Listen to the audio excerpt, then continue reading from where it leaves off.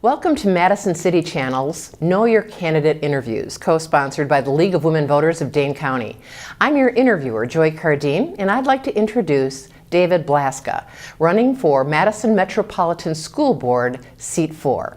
And as we begin, I'd like to give you an opening statement as to your educational, vocational, and civic experience that you have which qualifies you for this office, and why you are running for Madison Metropolitan School Board. Well, I did go to school, Joy, so I think that qualifies me. I did go on to college at UW-Oshkosh, came off the farm in Sun Prairie, and I've lived in Madison since 1991. And I served on the Dane County Board for 12 years, very privileged to have that opportunity. So I know my way around a budget. I'm running because no one else is saying what David Blaska is saying, Joy, and that is we have to have discipline in our schools. It's really job number one. You can't write a proper English sentence, find the hypotenuse of a triangle, or lay a decent bead of welding, or shoot a three-point basket without discipline, stick-to-itiveness. And frankly, our schools are in chaos. When you go and when you have people afraid, literally, Joy, afraid to go to a Madison School Board meeting, when they are disrupted, when speakers are shouted down, when the school board, as they did on October 29th at the annual budget meeting, fled into the night because they were overtaken. When you can't keep order in a school board meeting, imagine the chaos in the classroom. And I've had so many parents say, I'm not ever going back to a school board meeting. You ought to be able to go in this democracy and say your piece, but not disrupt other people. We've had teachers, Karen Veith, for instance, 14-year veteran, award-winning teacher at Madison Sherman Middle School, just gave up in disgust at broken windows, at the foul language, at the disobedience, and she left the teaching profession. And then after she did, she was criticized by the administration, by the school superintendent, by the president of the school board, the vice president, for criticizing the principal who happened to be of color, even though Karen Veith, for instance, never mentioned the race. So my motto here, Joy, has been that if we can get safer schools, we'll have a safer community. The achievement gap between white students and students of color is a chronic problem that MMSD has struggled with for a long time. What of the superintendent's priorities for narrowing the gap do you support, and what do you believe should be the board's priorities? Well, again, discipline should be the priority. You know, we've had a behavior education plan for the last 5 years. It's 82 pages. It's more legalistic, I think, than the criminal code.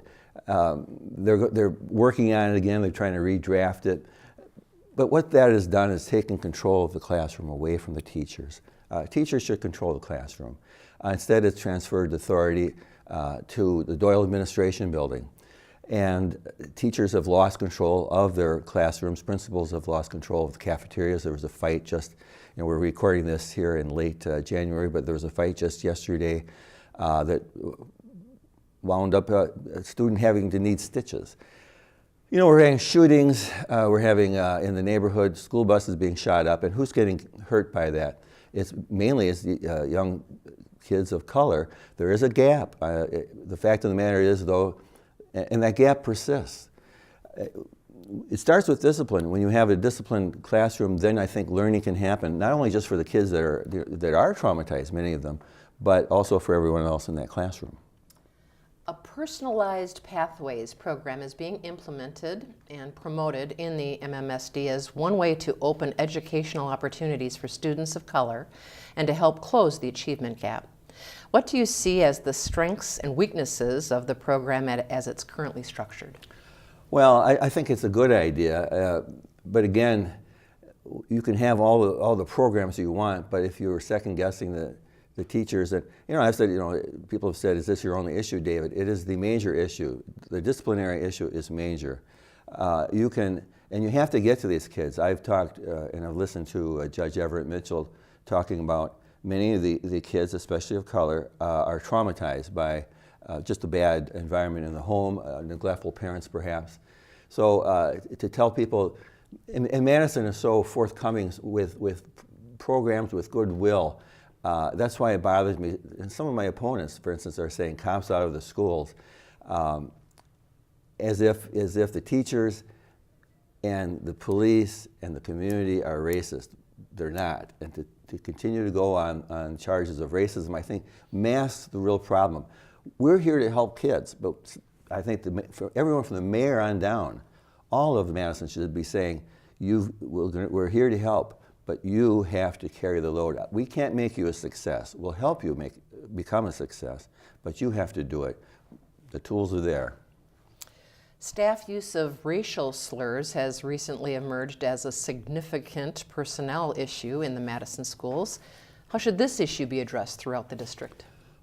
Well, I think there have been, some substitute teachers, and I think we've had 4 instances, I believe the number is. And obviously, that can't be tolerated, and it's not being tolerated. Those people aren't coming back to teach in Madison anymore.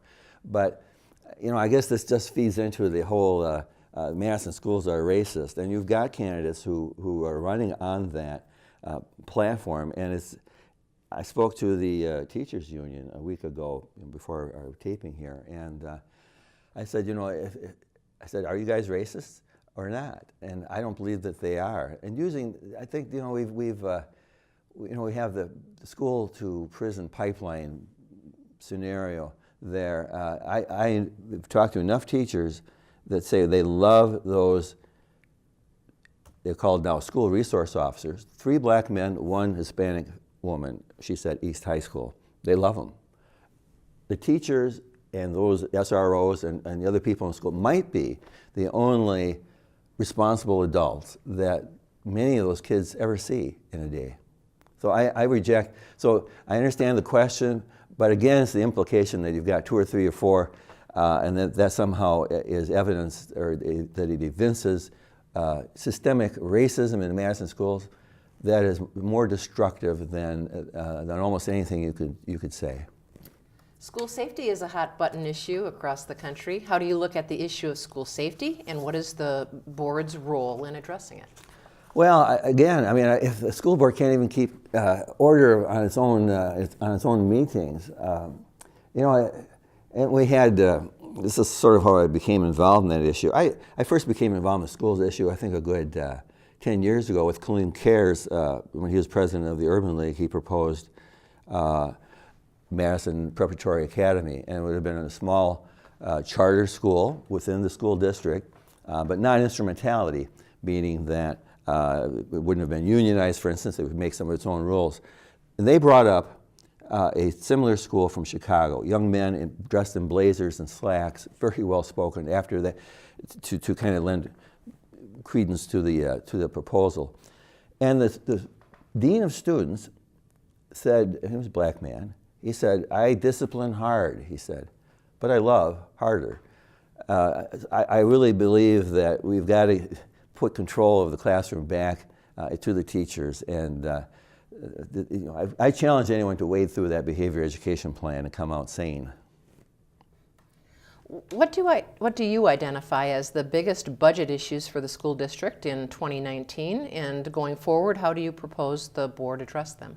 Well, obviously, I think probably, they're looking at apparently more maintenance. It seems like we always defer maintenance in the district. I say this, when you look at, it's canaries in the coal mine, Madison parents are voting with their feet. They're leaving the school district. In this current school year, we had 804 children, Madison residents living in Madison, who took advantage of the state educational opportunity program, I should say the open enrollment program, to leave the Madison schools for other nearby surrounding schools. The state pays something like $7,055 per student. That money follows that student to the new school. There alone, we've lost $5.67 million. And that doesn't count how many kids are being enrolled in private schools, parochial schools, or just literally moving out of Madison. One parent who was harassed at one of the meetings, the school board meetings, her son was a graduate of West High School, but she had other children coming up. She moved out of the district. So I think we've got to restore faith in our school system that the kids will be safe, so that when, in Orchard Ridge where I live, very nice neighborhood, Mom is taking the little one, 5-year-old, to his first day of school in September. Being a little fellow, he reaches down the sidewalk and says, "What are these, Mommy?" Well, they're shell casings. That's a problem. How do you envision keeping up with multiple constituencies, including students, parents, teachers, administrators, and the taxpayers who are not a part of these groups, but to whom you must answer?